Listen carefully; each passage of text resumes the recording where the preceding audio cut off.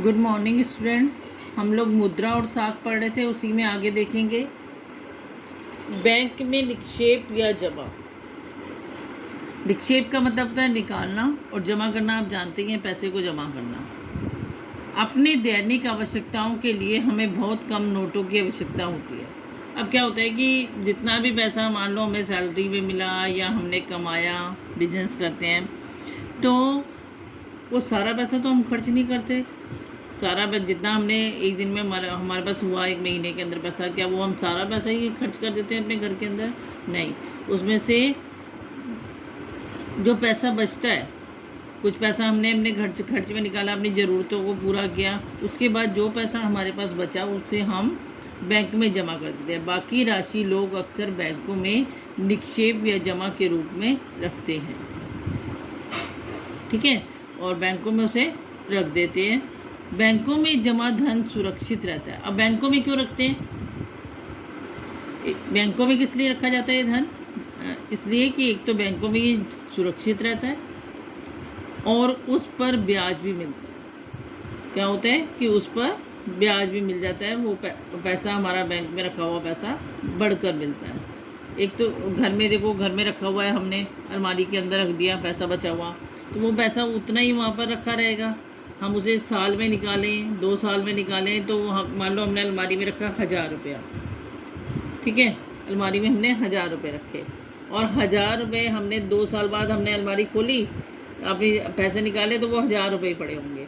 लेकिन यदि हम बैंक में इसको रख देते हैं तो ये हमारे पैसे 1100 भी हो सकते हैं, जिस हिसाब से ब्याज मिलती होगी उस हिसाब से, ठीक है। 1050 भी हो सकते हैं, मतलब या 50 रुपये बढ़ गए, या 100 रुपया बढ़ गया, या 200 रुपया बढ़ गया, हमें बढ़कर ही मिलेगा, यानी उसके साथ हमें ब्याज भी मिलेगी। लोग अपनी ज़रूरत के हिसाब से अपने बैंक के खाते से रुपए निकाल सकते हैं, और ये नहीं है कि जो पैसा हमने बैंक में जमा कर दिया, अब हमें ज़रूरत पड़ गई कि हमें तो कोई काम करना है और हम उस पैसे को निकाल नहीं पा रहे, अब क्या करें, अब वो तो हमने बैंक में रख दिया था। तो ऐसा नहीं होता, हम अपने पैसे को जब चाहें तब हिसाब से निकाल सकते हैं।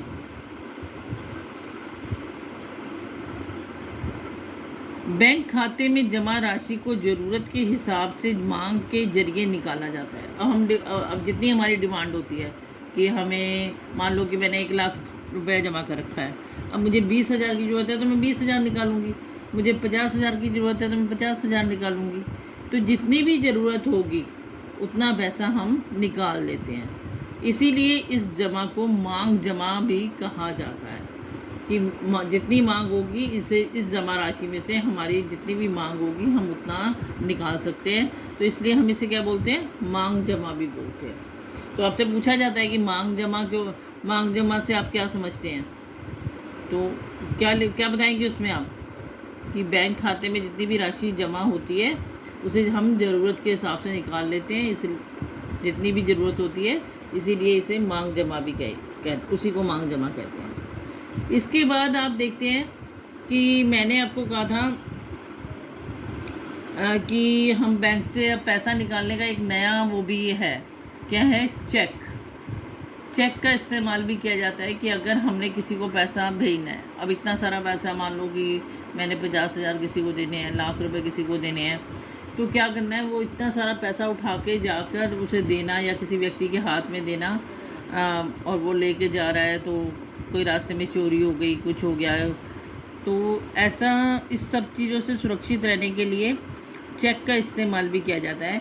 चेक क्या होता है? चेक एक ऐसा कागज़ है जो बैंक को किसी व्यक्ति के खाते से चेक पर लिखे नाम के लिए किसी दूसरे व्यक्ति को एक ख़ास रकम का भुगतान करने का आदेश देता है।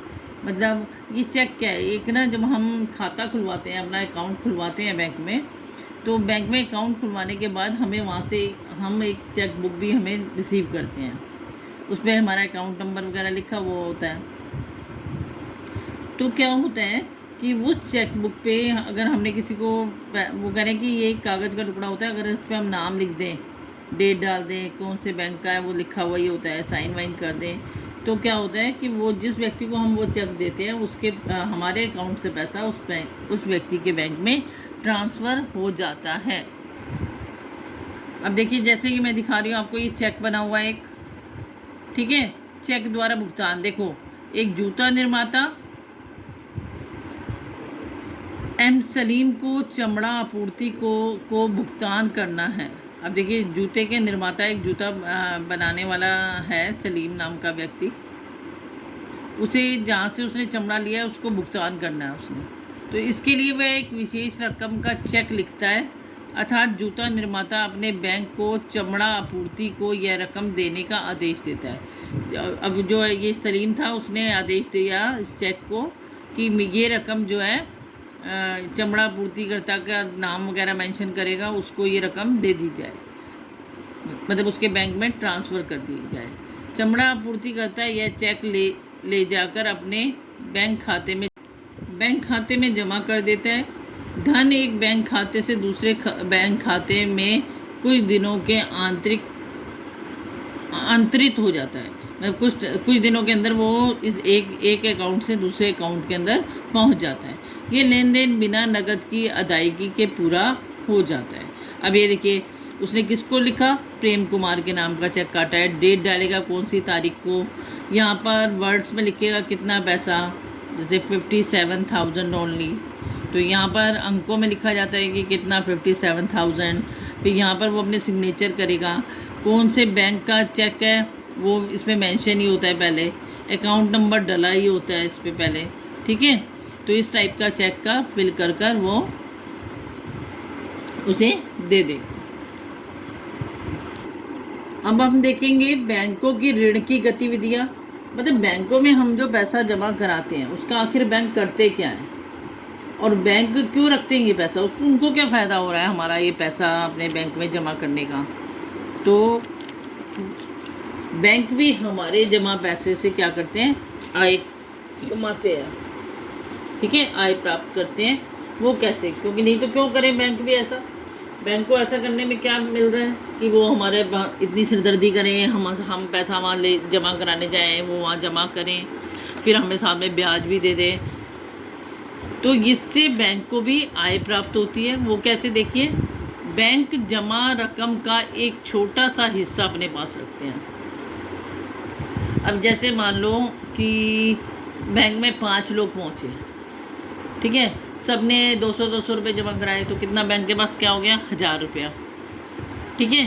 अब इतना नहीं, ऐसा नहीं है कि 1000 रुपया जमा होता है पूरे उसमें, लेकिन मैंने आपको बता रही हूँ 5 व्यक्ति गए, सब ने 200-200 रुपया वहाँ जमा करा दिया, तो बैंक के पास 1000 रुपये जमा हो गए।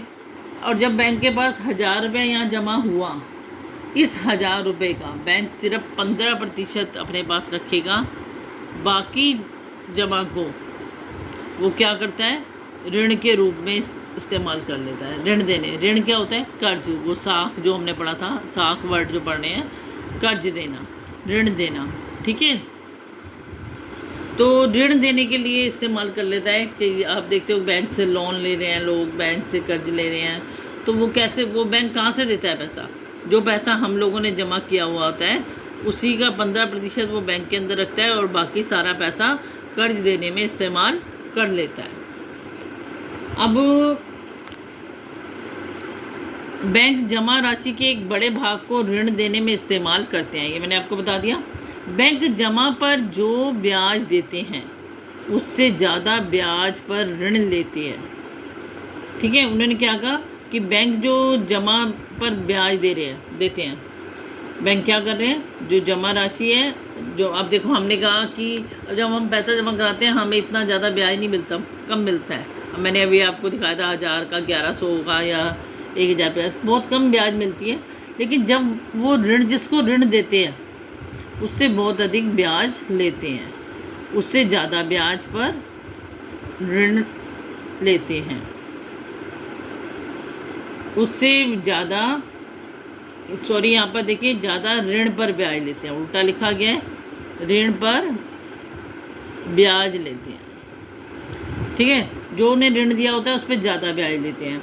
अब मान लो उन्होंने जिससे ऋण लिया उससे तो ले लिए 10,000 रुपये, और हमने जो पैसा जमा कराया हुआ था हमें उन्होंने दिया 2,000 रुपये, तो कितने 1000 रुपये बच गए बैंक के पास, 8,000 रुपये, ठीक है। तो कर्जदारों से लिए गए ब्याज और जमाकर्ता को दिए गए ब्याज के बीच का अंतर बैंकों की आय का प्रमुख स्रोत होता है।